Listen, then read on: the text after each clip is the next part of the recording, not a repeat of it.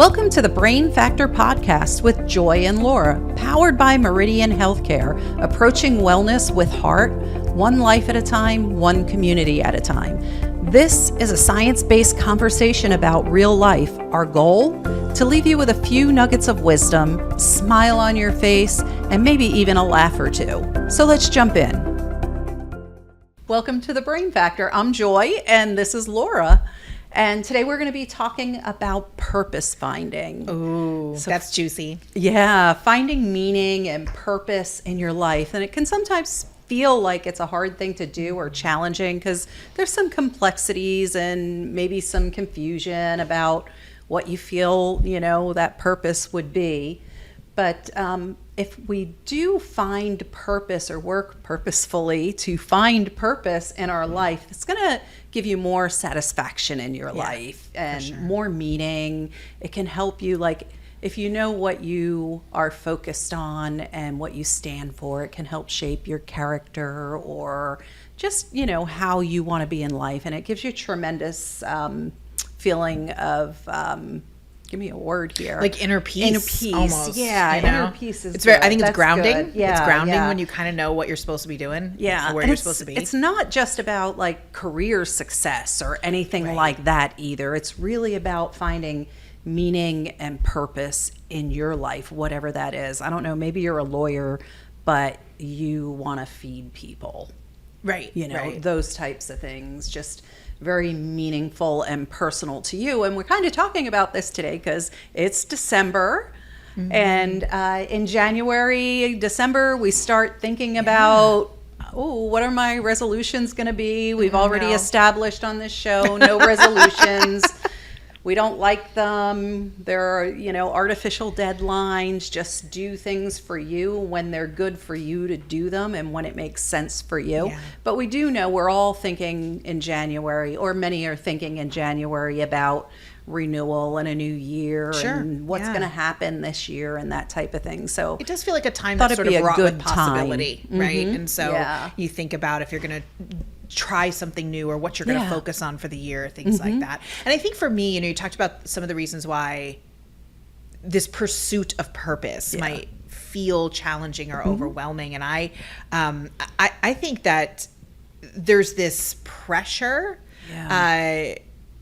that for success and achievement. Yes. Right? It's where can I check the boxes? Mm-hmm. Do I have a tangible measure of success? Is it a career goal? Is it an educational goal? And it's sort of wound up in stuff and things. And you just said that's not what this is about. Right. I mean, there can be overlap. It can be part of it. Maybe it isn't. Maybe it is, right? Maybe some of our purpose comes with some achievement milestones that we may need to have in order to fulfill that purpose. Going back to your example, what if your purpose is law and order and justice? Well, then you might have to go to law school and you might have to go through that, right? So I think that muddies the waters. Yeah, I know it for certainly me it does. Yeah, I think I agree with you. Also, one point I really do want to make right up front is purpose isn't necessarily forever. It's not like if I choose my purpose right now, that's what I have to do until it's all over. It's not a lifelong quest all the time. It can change over time. It can be a quest. It can be always, in 3 years, my purpose might be different. Sure. Because I might have achieved whatever it was or whatever made me feel so good and fulfilled and satisfied has changed now. Yeah. Because I'm in a different, stage in my life. Like when my kids were small, I was fulfilled just making sure they were happy because that's what I really wanted to do. And I was coaching and going to their things and keeping score at something. And those were the things that really made me happy at that time. And then as they progressed a little older, it changed to different things. Sure. Yeah, that makes sense. So where we are in life, our age, our even the social landscape that we're in, all of that is going to change sort of what that purpose might be too. But it's kind of always in you. I think that's another barrier too, is that that's not where we're looking for it. Yeah, you got to look inside. We're looking everywhere else. That's one of the complexities. It's just waiting for you to discover it. And there's something exciting about that. I think there's something exciting about that. And the fact that the discovery can be a journey. Like, you're not failing in some way because you haven't figured that out yet. Yeah. There's an exploration involved in finding that and figuring that out that I think is kind of cool. Yeah. So. Yeah, definitely. There's this leadership book. It's called Leadership is an Art, and I think it's Max Dupree. But it's from a manager's perspective of an employee. So he's a millwright working in a mill. But it's like, is he a millwright because he writes poetry? Or Is the millwright a poet, or is he a poet that happens to work as a millwright? It's kind of that thing that, like you just said, is it within or outside? You got to look for it inside. I'm sure that millwright wasn't like, this is my purpose, but his poetry, he probably was a poet that just had a job. Yeah. That's I love that analogy. That's so great. I'm going to have to pick up that book. Yeah, it's an old one, but it's a great leadership book. I think. What about? No, go ahead. Okay, I was just gonna say, there's that you touched on it already a little, but like the overwhelming pursuit of success. Yeah. And whether that success is related to your purpose or not. I think you could even take that a step further too. I think there's this, like, let's say we do find our purpose, and it's almost like being at the top of everything is the goal, right? That's the measure of success. That's having fulfilled your purpose. What if your purpose is fulfilled somewhere lower, right? What if that's where your purpose is supposed to be, right? Maybe your purpose is tied to affecting a certain group of people in a positive way, and you can't do that from the big chair, right? Then the highest level of success, if we're talking industry or we're talking, whatever we're talking, isn't necessarily going to be where you're going to find that purpose. But our society is really set up to be achievement based. Yeah, and we talked about this briefly a little bit before when we few episodes back. I don't remember when it was, but we talked about happiness. And defining the good life, the meaningful life, and the purposeful life. Yep. So that kind of plays right into what you're talking about there with the achievement and success. Yeah, I think so as well. The more you have your purpose defined, the happier you're probably going to be. Yeah. And I think something you said really resonated with me about that. It's within you. It's waiting to be discovered. And I think I'm reminded of something that I once heard, that the hardest person to get to know is yourself. Yeah, and you there's a vulnerability involved in the kind of self-reflection that is going to be necessary to really discover like a deeply rooted purpose for your life, and people don't know how to do that. And by people I mean me, right? Yeah, you have to. All of us, right? We don't know how to do that. We're afraid of that. You have to just plan it and stop and look and reflect. Put it on your calendar. Yeah. Or in your meditation, if you do meditation or yoga or whatever it is. Yeah. And also too, I think let's not discount the more actively participating in that too.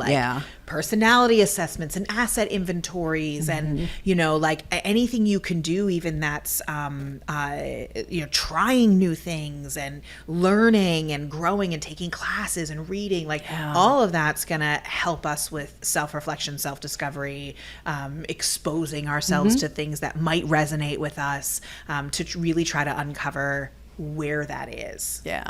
What is that purpose that's just waiting there for and that's me? A fantastic point, because earlier when I said it was my focus on my kids, but once they got into school, then I started to focus on me. And even though it was achievement focused, I wanted to go back to school, I wanted to achieve all these different goals, but I was able to focus, and that gave me a lot of meaning and purpose at that time. To get to where I wanted to be in life. But it wasn't necessarily because I wanted to be somewhere. It's because what I wanted to be able to provide and do. I love to travel. that takes some money sometimes. Sure. Yeah. Yeah. So again, that's the poet, right? Right. Like, Yep. Are you like a traveler who sees the world, who just has to have a job in order to make that happen, right? Yeah, exactly. Is that your purpose, to see as much of this rock we're living on as possible, right? Yeah. That feels like something that sounds more like purpose, right? So I love that. I love that so much. So what about like your subconscious and how, that influences everything? Yeah, I think, I think at a certain age you start to realize that there are patterns in your life, and that there are places you always find yourself, and functions that you serve in relationships more often than not. Like, I'm the friend who does this, or I'm the type of mom who does this, right? And if we're finding that we're putting ourselves through a series of our life choices or behaviors, if we're putting ourselves in the same situations over and over and over again in our subconsciously, right? Is that somehow tied to what our purpose is, right? You had talked about in our last episode about when because and I bring it up because you're talking about your purpose at one point being a mother, and and providing that, growing these little human beings that were going to be productive adults one day.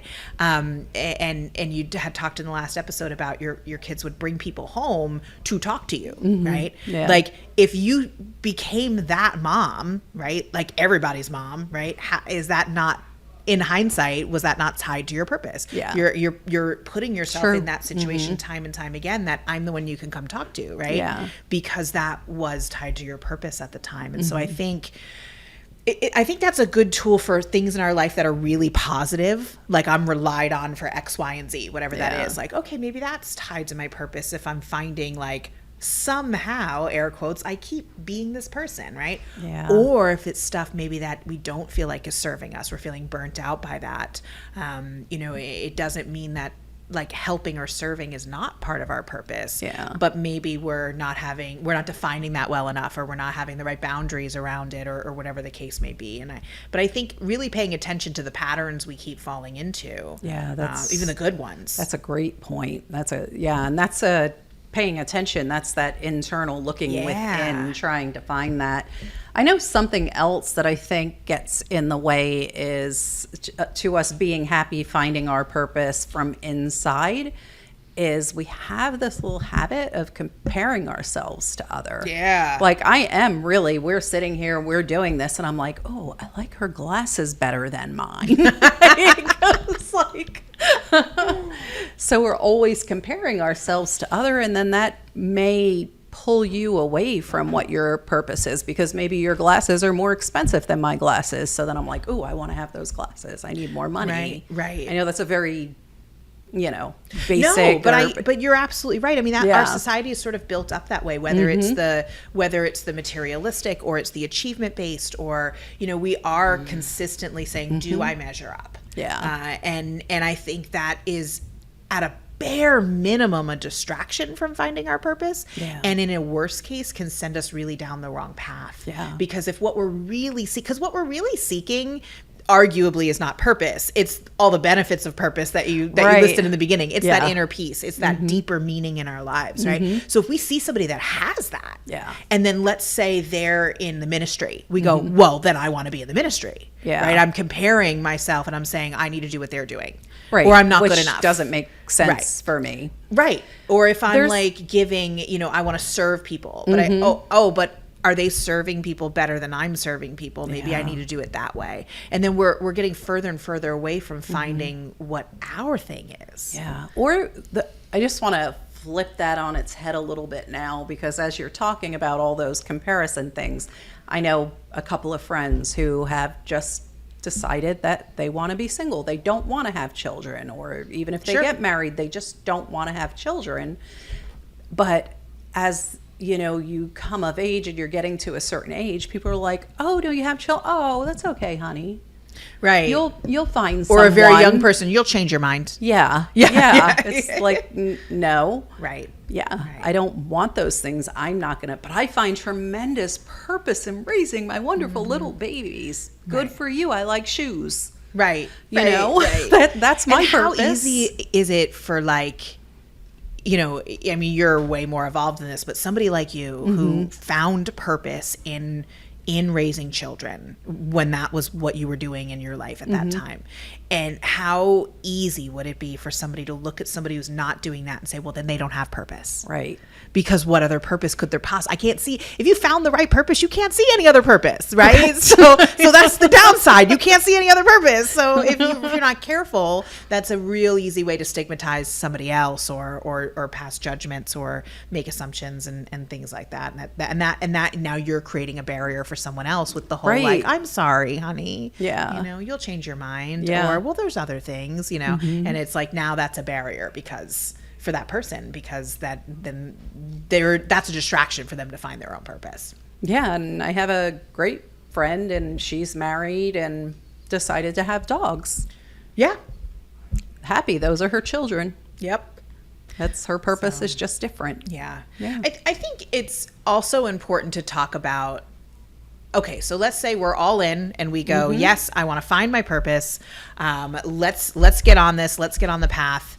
What does that look like? Like, what are the kinds of things we need to be doing or exploring? Or, I mean, it can't just be like sitting down and thinking about it all the time, right? Like, no, because you got to do something, right? right? You have to take some action. Like, we're action-oriented people, and how do we start to begin to uncover what those things might be? Well, I was thinking about that, and you started to mention them earlier. You know, there was like, take a class, go explore, try a new hobby, get involved with something that you think is important, gardening club or Bible study or anything like that, or absolutely anything that you have an interest in, and start taking stock in that. And I don't have the address for it now, but I'll try to get it for the episode, the web address, because in our happiness episode, you provided a link to a brief assessment that helps you find. Yeah, so it's called, for our listeners, There you go. it's called the VIA, VIA, character, 24 character traits survey. Or if you put all those words in Google, you'll get it. Yeah, it'll come up for you. And VIA stands for values in action. And it's a really great self-assessment that says, like, here's what you bring to the table, your signature character strengths that you bring to the table. And whether, you know, and there's 24 of them that are science and evidence-based. It's a really good assessment. And it's like everything from like love of learning to creativity to perspective and wisdom and, you know, humor, honesty, like all of these great traits. Like, what's your default? What's your sort of standard operating system? And knowing those things about yourself I think that's part of the journey to purpose finding, you know? And I think there's a concept I wanted to share from the Japanese culture. Yeah, I think we've talked about this maybe briefly before. Yep. And it's called the concept of Ikigai. And it is, Ikigai literally means purpose finding. And it is this Venn diagram, if you will. And we have one similar that we're going to share here for our viewers. But it's this Venn diagram of the intersection. And the way the Ikigai concept is the intersection of what am I good at? What does the world need? And what will people pay for? Right. And it's where does all of that intersect? Right. So what's the value in my society basically is what it's saying. What's the unmet needs and what do I enjoy and I'm really good at? And where those things overlap is where that concept of Ikigai lives, that's the thing you were made for. Right. Yeah. And I think that's an interesting concept to explore. So I like that approach too, because it's you know where to start in your culture, because that can be different from place to place. Correct. Yeah. Correct. And I think it gives us a little bit more of a blueprint to like, if we're I want to find my purpose, I don't even know where to start, right? Yeah. Okay, self inventories. Let's look at the first bubble in that, you know, the first circle that in that Venn diagram, like what am I good at and who am I? Know that. All the way, right? And then where does that overlap with now we can look at our community, and by community, whatever that means to you, community of people, geography, whatever, could be right? your family, the entire world, your society, yeah. your, you know, like whatever. You know, what are the unmet needs that somebody with my characteristics could impact? Yeah.